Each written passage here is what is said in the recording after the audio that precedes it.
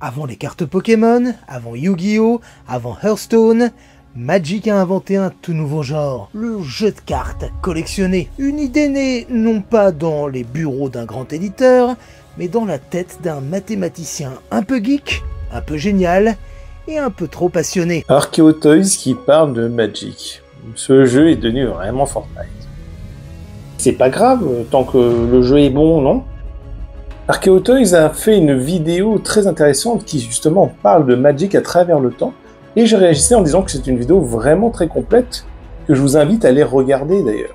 On va explorer l'histoire fascinante d'un jeu qui a défié toutes les règles, révolutionné l'industrie et bâti un univers aussi vaste que complexe. J'ai connu Magic au collège au moment où le jeu sortait, où il était disponible dans les bureaux tabac, où on achetait les premières éditions. Sachant que j'avais été baigné dans les univers fantastiques grâce aux jeux MB comme Space Crusade, HeroQuest, des jeux qui donnaient au grand public accès à des jeux de fantasy, de jeux de rôle, tout un univers, et Magic venait comme une petite cerise sur le gâteau qui permettait d'accéder à des univers incroyables, une manière de jouer unique, où on n'était plus passif, mais on pouvait enfin devenir son propre maître de jeu, quoi. Évidemment, il y avait les jeux de rôle, mais les jeux de rôle, au final, c'était difficile à mettre en place, parce qu'il fallait trouver du monde, il fallait jouer, et surtout, on commençait dans une époque où on se faisait ostraciser, parce que le jeu de rôle a connu sa période la plus forte, mais en même temps la plus critique, avec toutes les interdictions qui allaient avec. Dans les caves, les salons et les arrière-boutiques, on lance des dés à 20 faces autour d'une table. Donjons et Dragons est un véritable phénomène. Les jeux de rôle deviennent la grande porte vers l'imaginaire, l'évasion, l'épique, sauf qu'ils sont longs, très longs.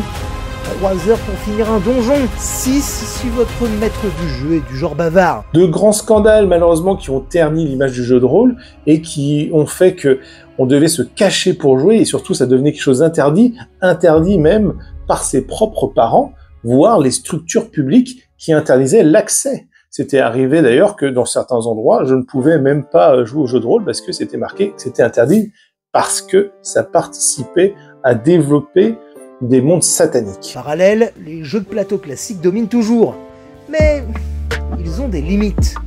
Cluedo, Monopoly, c'est sympa, hein, mais on tourne un peu en rond, pas d'histoire, pas de surprise, et surtout, tout le monde a exactement les mêmes pièces, le même jeu, aucune personnalisation. Et c'est là que l'idée va commencer à germer. Magic était tout aussi étrange, mais pourtant ça passait sous le radar, parce que les parents voyaient ça comme un passe-temps pour enfants, un jeu Panini un petit peu déguisé, auquel on pouvait jouer comme ça, sans aucune prétention, mais en fait cela décelait un univers incroyable et un marché parallèle qui est devenu un vrai arnaque pigeon.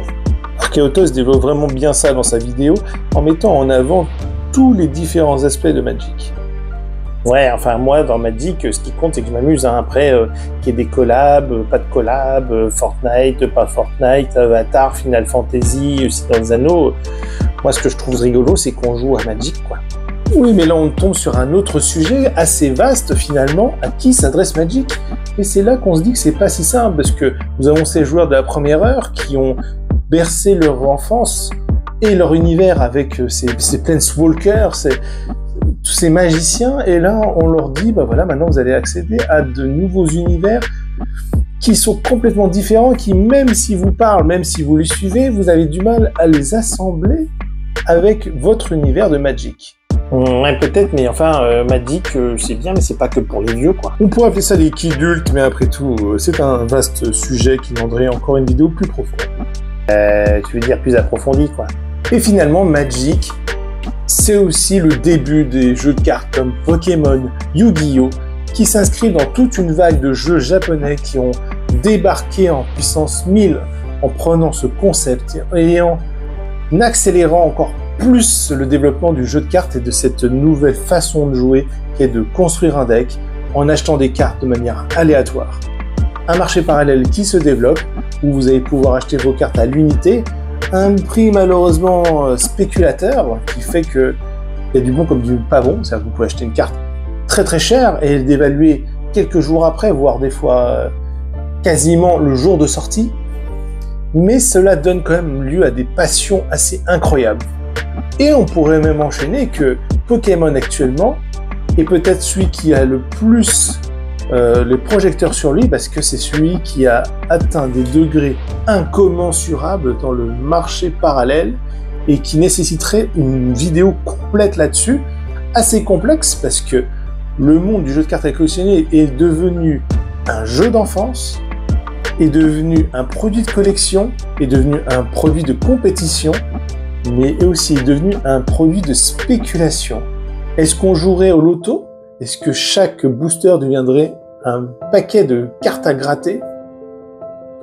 Ça, je vous laisse y réfléchir.